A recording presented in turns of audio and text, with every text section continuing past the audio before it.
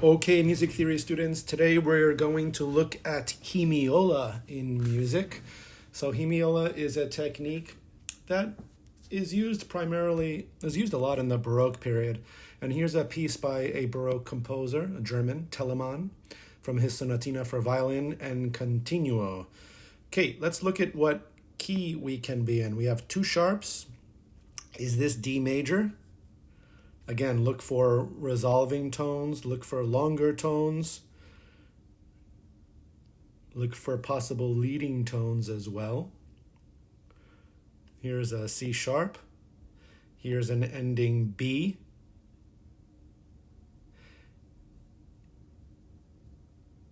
Here is an A sharp. Students, this is a telltale sign that this is in the key of B minor. The tempo is slow, largo in Italian. We're in 3/4 time, 3/4 notes per measure. And in order to focus on the hemiola, we're going to take a look at the ending, the last two systems of this piece. So we're in the key of B minor. Here's a B minor chord. Okay, let's take a look at the opening measure. So here's your... What syllables will those be in movable do? Re, sol, fa, re, sol, fa, me, re. What syllables are those? Me, re, mi, do. Ah, C natural. That's your lowered second. That's going to be called a Ra if we're going to keep this in the key of B minor. Let's go back again from here.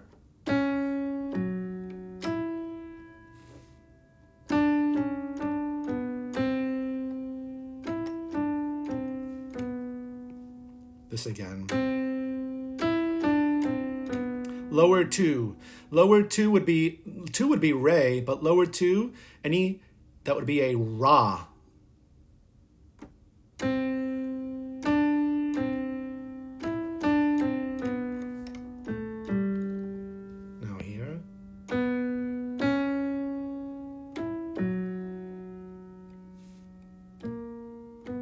Sol, ti, do. Okay, now let's look at the Hemiola concept. We noticed, just to clarify, we're using a lower 2 there. Notice this tie over the bar line. Here the composer starts to disturb the grouping of 3. So he has a grouping of 1 and 2, 1 and 2, 1 and 2, and then back into 3/4 time. So this... He's already starting to disturb the 3/4 time signature here, and one can say that there's a hemiola already created here.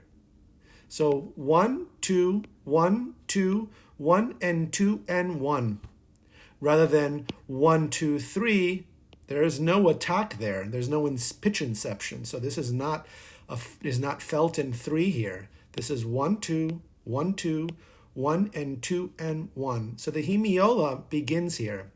So what hemiola is when a composer takes a time signature that is, say, in 3 and now shifts it into 2 without actually changing the time signature, but grouping the notes using ties and using rhythms that would fit better into the opposing time signature. So from 3 to a duple meter. And you can use it vice versa as well, so where you're in a duple meter and you go into 3. But in this case, the composer is in a triple meter and shifts the music into groupings of 2. That is hemiola. Look at the very ending of the piece. Here is 1, 2, 1, 2, and then more groupings in 2. So the hemiola is found here, and the hemiola is found here. Let's try to perform this again. So here is 1, and lower 2. Okay, let's go back here again. Re, sol, fa, me, re, mi, do, ro, fa, me, re, do, fa, me, ra, do, fa, me, ra, do, te, le, do,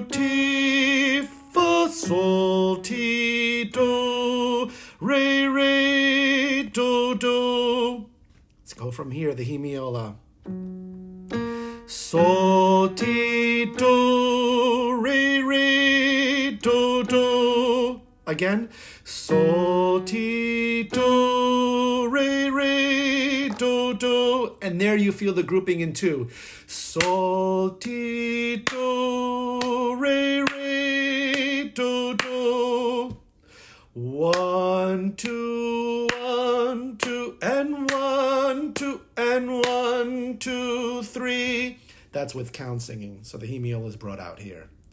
Okay, students, I'd like to hear just the second half of this melody with solfege. Careful with the lower 2, which is your Ra. We're not going to shift systems. Really bring out the Hemiola. And in order to do that, I'd like you to bring out the downbeats of the 2. So, sol, ti, do, re, do. And here in this case, re, sol, fa, mi, da, pa. Re, sol, fa. Re, sol, fa, mi, do, ro. Yeah, that's a challenge. Okay, so let's perform this music by Telemon using Hemiola and your flat 2, which is your Ra syllable. This is starting to get challenging, and I'm looking forward to hearing your work on performing Hemiolas.